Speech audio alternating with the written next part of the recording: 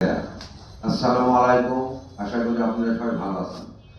গত 26/12/2025 ইংরেজি তারিখে সামাজিক যোগাযোগ মাধ্যম Facebook, YouTube channel, online news পোর্টালের মাধ্যমে আমি দেখতে পেলাম আমার একটি বক্তব্য আংশিক খণ্ডিত অংশ এডিট করে আমাদের প্রতিপক্ষ একটি বিশেষ রাজনৈতিক দল তাদের রাজনৈতিক হীন স্বার্থ চরিতার্থ করার উদ্দেশ্য প্রণোদিতভাবে এই ধরনের মিথ্যা ও বানোয়াট নিউজ প্রচার করেছে।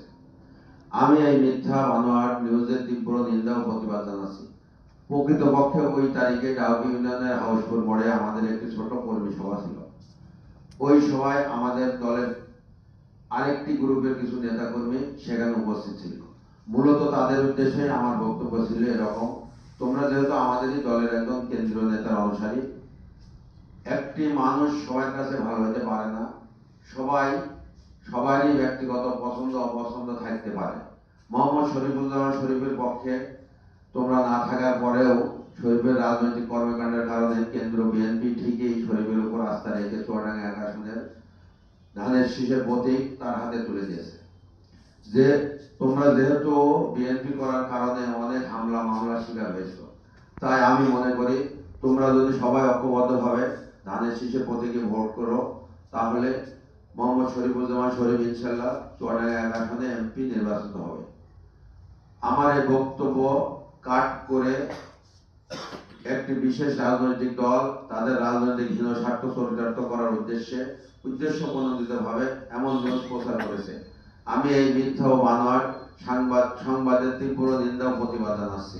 প্রিয় সাংবাদিক ভাইরা, আপনারা অবগত আছেন, একটি বিশেষ রাজনৈতিক দল বর্তমান সরকারের বিভিন্ন সময়ে বিভিন্ন দাবি দাওয়া নিয়ে নির্বাচনকে বিলম্বিত করার চেষ্টা করেছে। বাংলাদেশ জাতীয়তাবাদী দল বিএনপি সবসময় গণবিশ্বাসী।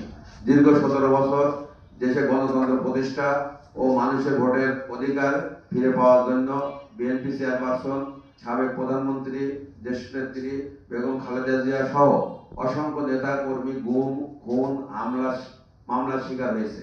তারপরেও আমাদের আন্দোলন থেমে থাকেনি। প্রিয় সাংবাদিক ভাইরা, আপনারা জানেন, এদেশে যতবার সুষ্ঠু নির্বাচন হয়েছে ততবারই এদেশের মানুষ ধানের শীষ প্রতীকে ভোট দিয়ে বিএনপিকে রাষ্ট্র ক্ষমতায় বসিয়েছে। বর্তমানে একটি বিশেষ রাজনৈতিক দল বিএনপির জনপ্রিয়তার ঈর্ষান্বিত হয়ে এই ধরনের মিথ্যা বানোয়াট নিউজ প্রচার করেছে।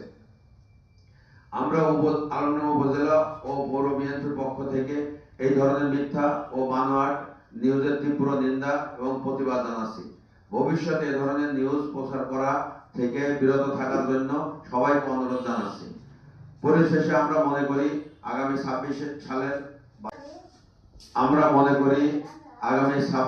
2026 সালে 12ই ফেব্রুয়ারি জাতীয় সংসদ নির্বাচনে চুয়াডাঙ্গা 1 আসনের মানুষ অবাধ সুষ্ঠু নির্বাচনের মাধ্যমে ধানের শীষ প্রতীকে ভোট দিয়ে মোহাম্মদ শরীফুজ্জামান শরীফকে নির্বাচিত করবে ইনশাআল্লাহ।